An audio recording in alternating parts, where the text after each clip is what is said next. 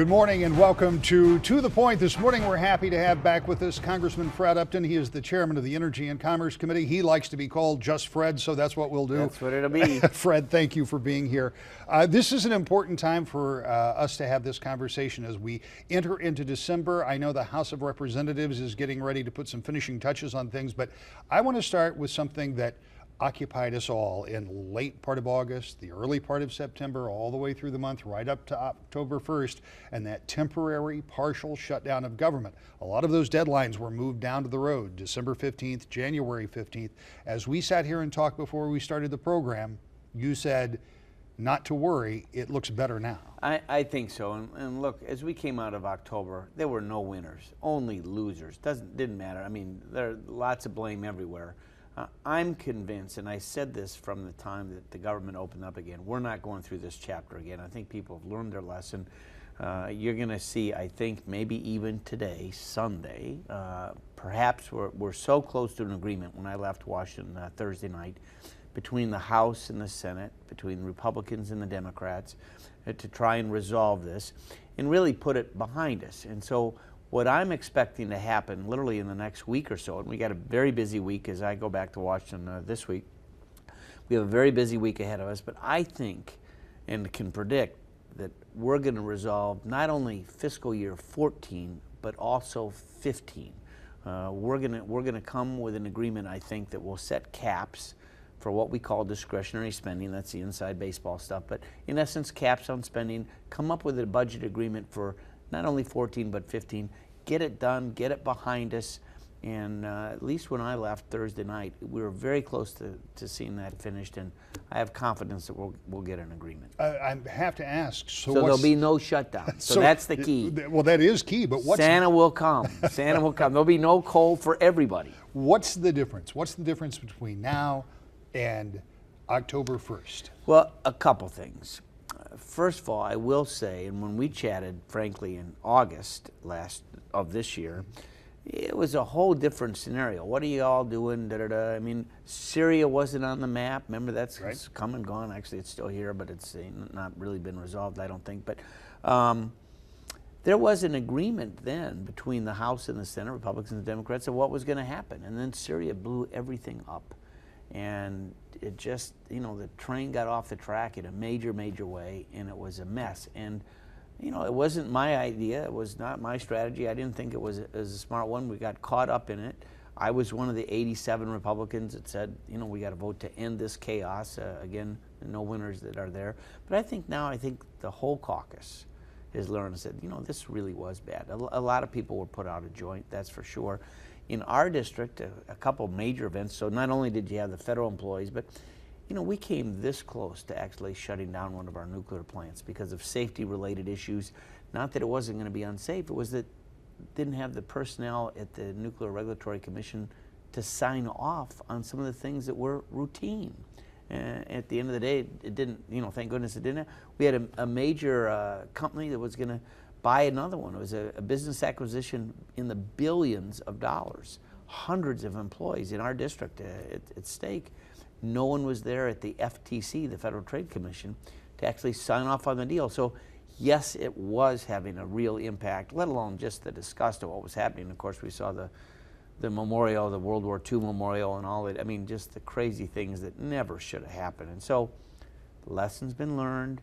And I'd like to think that as we get to really the January 15th, we'll get it resolved way before then, sign off on a 2-year deal, and, let's get back to business. What does the deal look like? Because one of the conversations that's been ongoing in Washington for a long time is how much do you spend? How much do you cut? How much do you borrow? Where do you pay it back? So what does a 2-year deal look like from your perspective? Well, there'll be a cap on the spending side. And again, this is discretionary spending, so that doesn't count entitlements.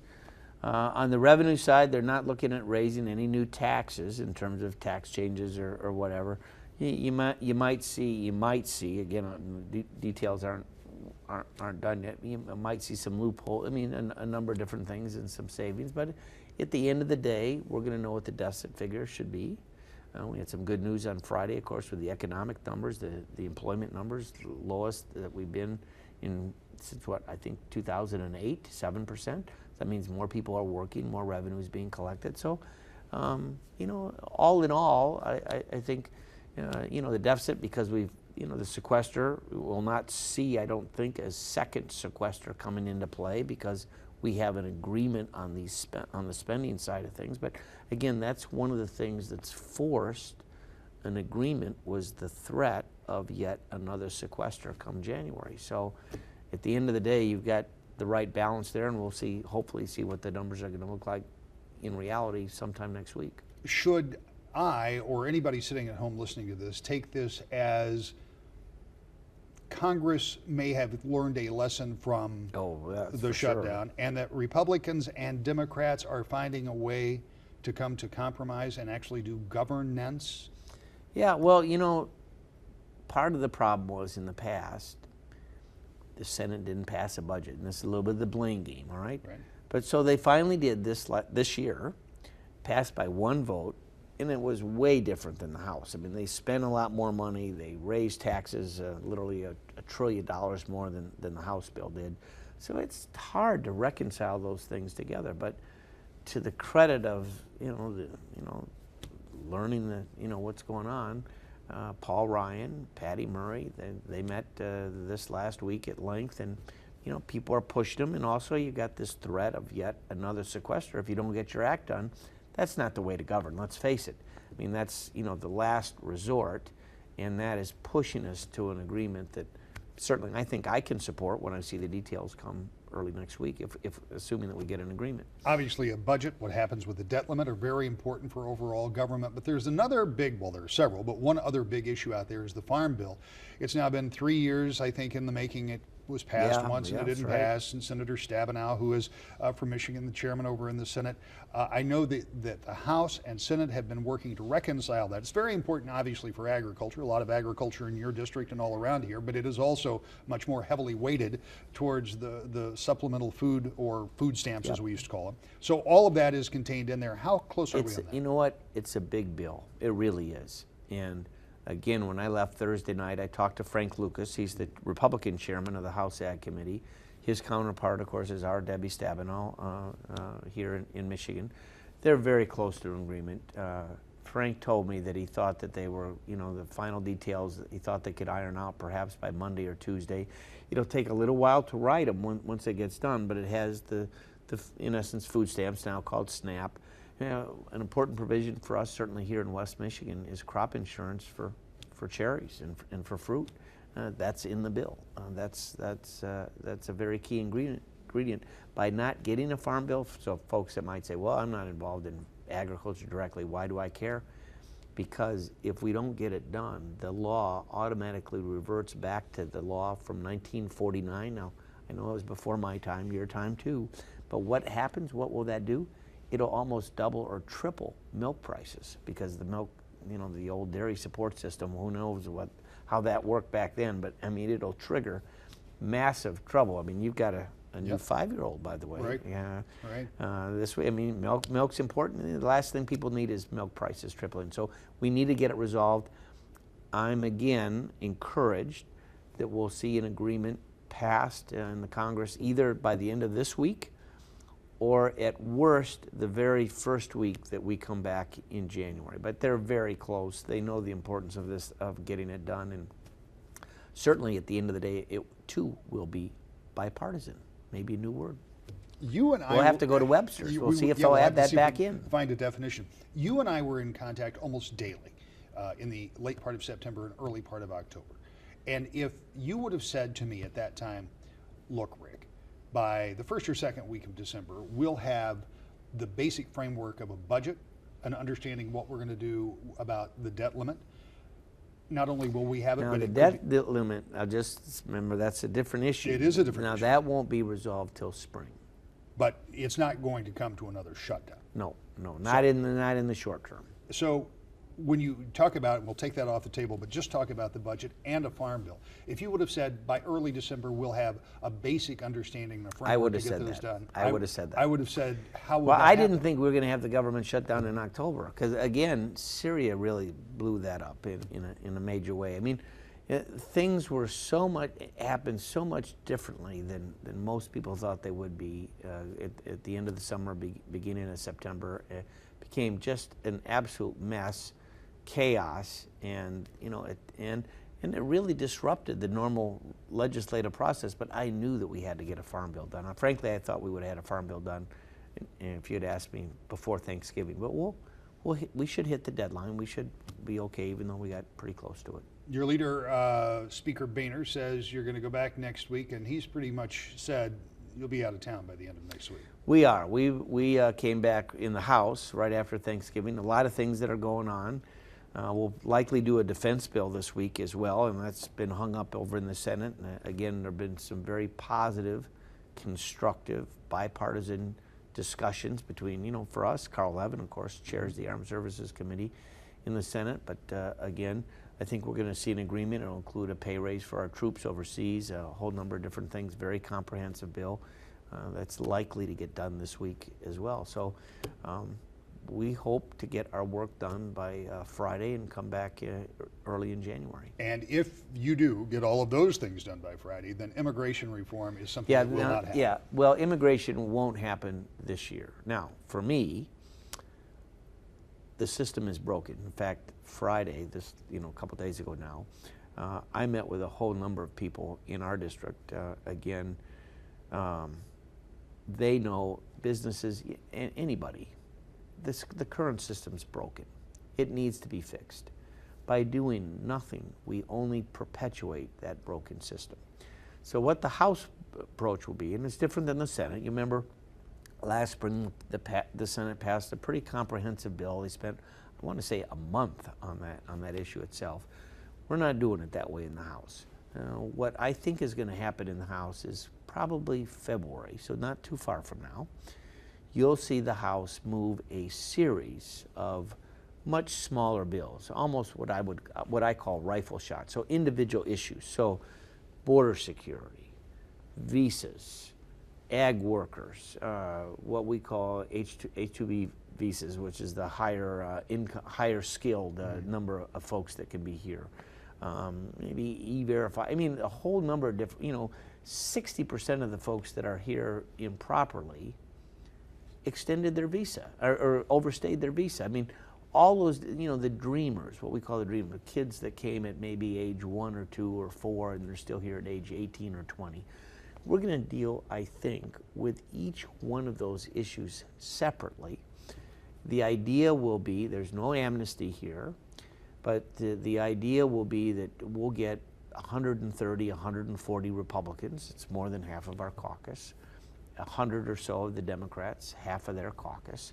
And together, we'll see bipartisan, again, that word again, work on each of those issues to marry them up and then send them to the Senate. And the idea would be, instead of going to a conference, which is traditionally the way, you iron out the differences between the two, that because of the House action being bipartisan, by seeing the queue of issues that are lined up, that the Senate would say, you know what, and Senator Schumer, a pretty big Democrat in the Senate side, has said that he's optimistic this approach will work, that they can take up then what we've done and really begin to change the system and bring some certainty to things.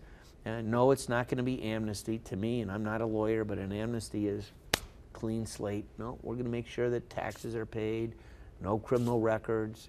People probably stay on probation for a while to make sure that their life is where it should be, that they have a job. I mean, all those different things, together will show a real positive change and to replace really a system that it's simply not working. We've spent more than half this show talking about bipartisan cooperation and talking about things that might get done. Not once have we mentioned the Affordable Care Act. We'll change that when we come back.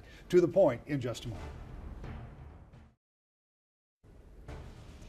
Welcome back to the Point. This morning we're talking with Congressman Fred Upton. He is the chairman of the Energy and Commerce Committee. As chairman of that committee, Fred, you have a fair amount of oversight over a lot of things. Commerce covers a big, broad swath. Yeah, and one of those John Dingell used to have a picture of the globe in his we should the point world out, map. Dean of the House, who was a former chairman of the same committee. The one thing that we have heard so much about that your committee has at least some oversight on is the Affordable Care Act, Obamacare, as some people have talked about. During the October mess in Washington, there were people that were saying, you know, this is part of the root cause, this is part of the problem. Whatever that situation was, where are we today after what has been a very difficult at best rollout, particularly as it pertains to that website for the Affordable Care Act, people who have lost their policies, who weren't aware of that going in? Where are we today in terms of what the Affordable Care Act is as it is being implemented, and where do we go from here? Well, a couple things, first of all, and going back to the discussion earlier in this half hour, I talked a lot about bipartisanity. We both did. This was not a bipartisan bill. There wasn't a single Republican that voted for it when it passed back in 2010, I guess it was. And it is a mess. And actually, you know, you've been to my office in D.C., you know that I'm a little bit of a pack rat. My wife will say that too.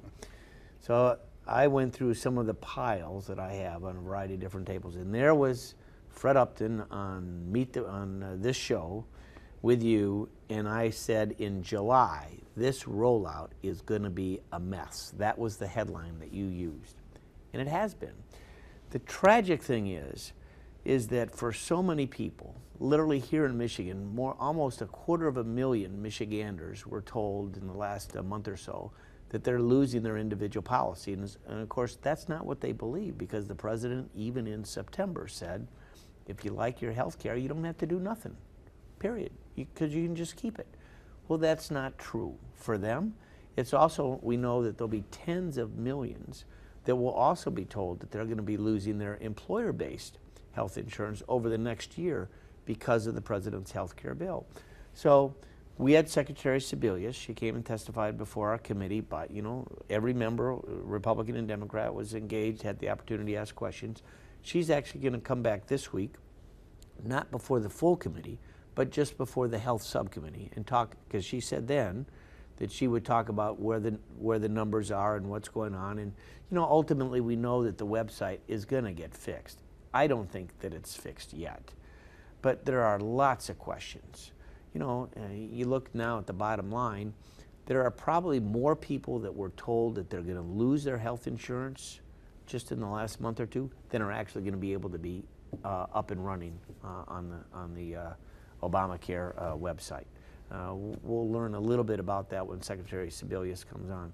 We know that in states that didn't expand Medicaid coverage, and remember that's a state issue, not necessarily a federal one, even though it was part of that, in states that did not expand Medicaid coverage, there are 100,000 new people that signed up that were unexpected to do so, that the states, in essence, Medicaid is almost a 50-50, it's not quite that, but that they now are responsible for taking care of those folks, whereas Michigan, under Snyder, 100% of those costs will be covered at least in the next couple of years. There are concerns certainly for people signing up on the website, real frustrations, and we heard from hundreds of people, just in my office alone. But the next question is, well, when they need some medical help, so they show up at Sparrow or Borges or Bronson, wherever they're going to go, come next month, 3 weeks away, less than that now, who's to say that they're enrolled? What if that system crashed or burned? I mean, they haven't done the testing, I don't believe, on reimbursement for the providers. So there's going to be, you know, who's going to get stuck with that?